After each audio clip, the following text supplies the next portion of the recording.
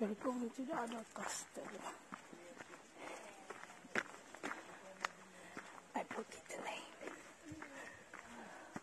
but it's really difficult to get in there because we have to go like that. So, it's the place. You have to watch out. People town.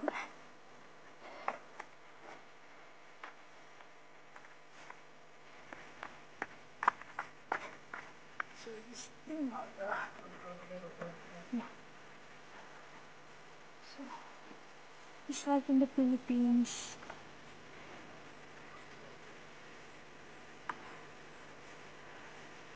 Really fun too. Wow. Did you call that? So nice and the next one. So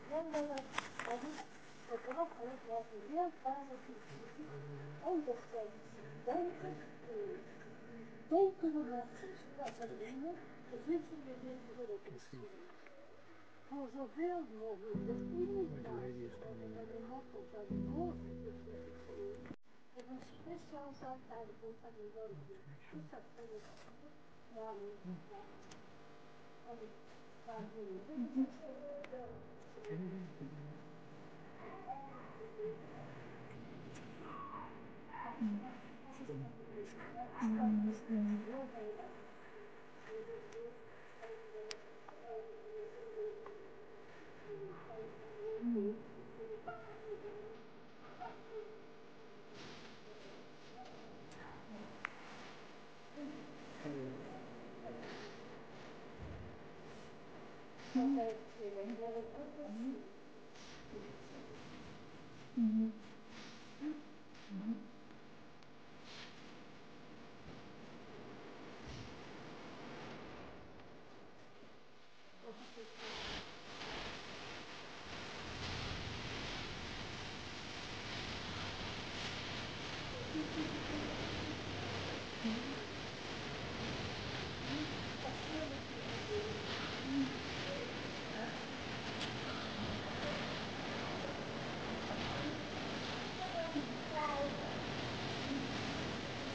Zodat dan hier is op de tienen toe. En u merkt ook wel dat een heel kleine buurt zo'n rook. Moet er wel liggen bij de wijze dat dat gebeurt wat het was. En de oppervlakte van die rook, dat was zo, dat alles nu naar andere plekken is. Vandaar dat alle grote gebouwen die moesten gecentraliseerd worden, vandaar dus de zeer kleine. Daar de trapjes naar beneden, dat zijn nog resten van een oud fort. Want Reinertstein is wel in de 14e eeuw opgebouwd dat nu bestaat. Hier heeft altijd iets geweest rond Reinertstein, vandaar de trap uit de 7e tot de 8e. Dan heeft u daar dat kleine tuintje, dat is heel waarschijnlijk de keur. Dat in de Eifelplaats waar de keur dus altijd buiten werd gebouwd zitten. En dat was het debat in de grond. Dus overigens de tijd weten dat ze die dagelijks leven maakten. En als ze hier voor de woord heeft die lezen, is heel veel van de vreemde. Dus daar gaat ze leven, dat ze daar aan de grond geschreven. Boven deze die zijn natuurlijk die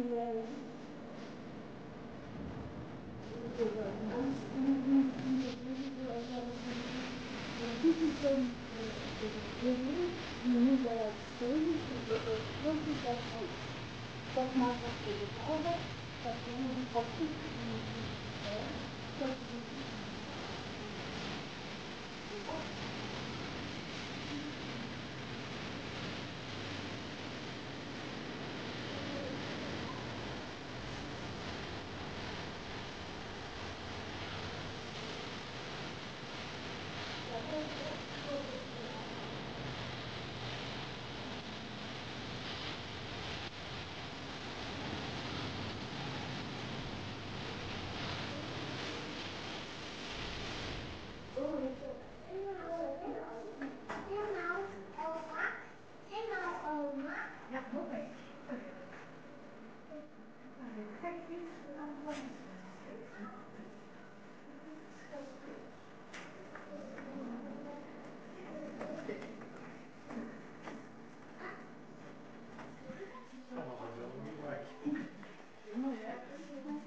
Zo, dan zijn we hier dus in de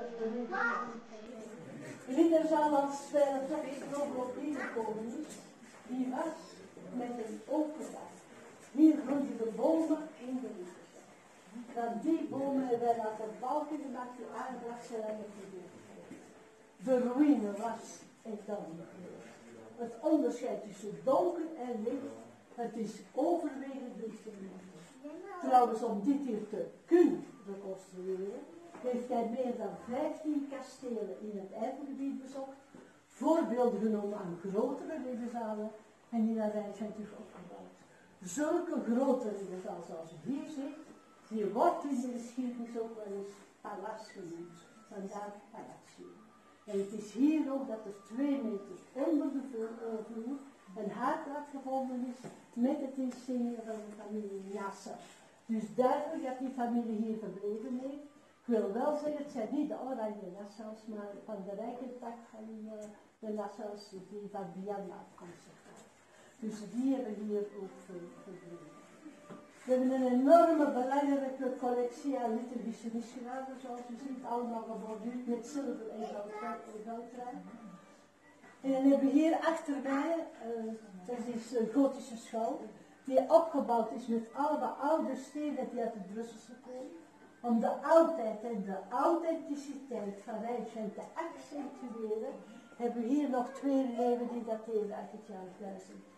En op de mantel van de school heeft u niet enkel het wapenschild van mijn professor opgelopen, maar ook zijn embleem en zijn levensvisie. Waar hij heel erg trouw aan was, jusqu'à fête en avontuur, dus tot het einde, zo is het avontuur. Ik kan u wel zeggen dat het een vreselijk avontuur was om dit hier te kunnen reconstrueren. Het is allemaal gereconstrueerd met oude stenen die hier gevonden zijn. Dus het was echt een immens reparatie. Hier heeft u een kast, dat is een duplicaat van een kast die zich in het...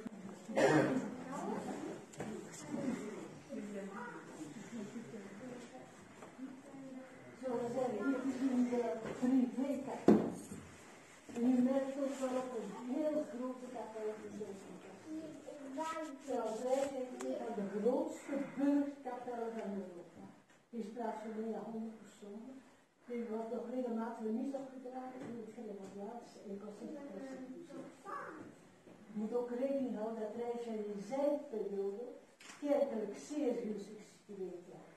Ja, gesitueerd dus de Limburg zonder Luik, hier in Estland. En hier hebben we onderling heel veel contacten, maar ook uitwisselingen geweest tussen de aarden. Zo heeft ook Lothar van Metternich, die aartsbisschop was van Trier, meer dan een jaar hier op Rijnscheid gebleven, zich bezighouden met de opvoeding van Adriaan van Nassau, die een bastard was van Jan van Nassau. Hierboven hebben we, dat is een reischristus. Mensen reizen door de wereld. Die heel veel van kasteel tot kasteel, namen ze ook alles hier. En dan heb ik kerk aan de weg. En als u de Christus goed bekijkt, dan ziet u dat de schouders, dat die gearticuleerd is. Dat maakt dat ze prijsvieren, naast het lichaam terecht, waar ze terug ter plaatse konden ze armen terugspreiden als ze terug in Christus. Zeer bijzonder. Dit is een koorlessenaar, waar de grote liturgische zijn. We bouwen in het niet dezelfde periode als de Renners. En daar kunnen veel, dat zijn de eeuwige volkszinnen eigenlijk. En dit is een van de mooiste werken hier uit deze periode. Dit boek is een antifonarium. Een antifonarium is een liturgisch gezellenboek, maar dit antifonarium dateert van voor het concilie van Trente. Het concilie van Trente was in de helft van de 16e eeuw en daar is namelijk het Latijn in de liturgie veranderd. Dit boek is nog in het oude Latijn. Het is een boek in perkament met hout, met leer, met zilver en met leerversier. Perkament is dus een dierbaarheid, dat is een jonge dieren, waarvan we het afgeschaft hebben. Perkament komt als eerste, dat is twee zijden geslepen worden, vandaar omdat we recht door het vest worden. Het is ook een palivest, dat wil zeggen, als we fouten in waren, kon ze uitschuren en typen. Voor heel waardevolle documenten werd er de huis gebruikt van doodgeboren of geaborteerde dieren. Noem ik het verder. Zo gebruiken de Koran geschreven. Dit boek is uitzonderlijk mooi opgezet te kopen op KNRO. Die er ook alle bladen ook uitsnijden en individueel de kopen op de wand. De boek die niet alleen opgeschilderd is, die dan is iets wat we nodig hebben. Je ziet dat heel veel vakanties meer en zijn. Zeer onderwerpend van de mensen. En deze kant staat nu onder de zon daar wel in de verandering.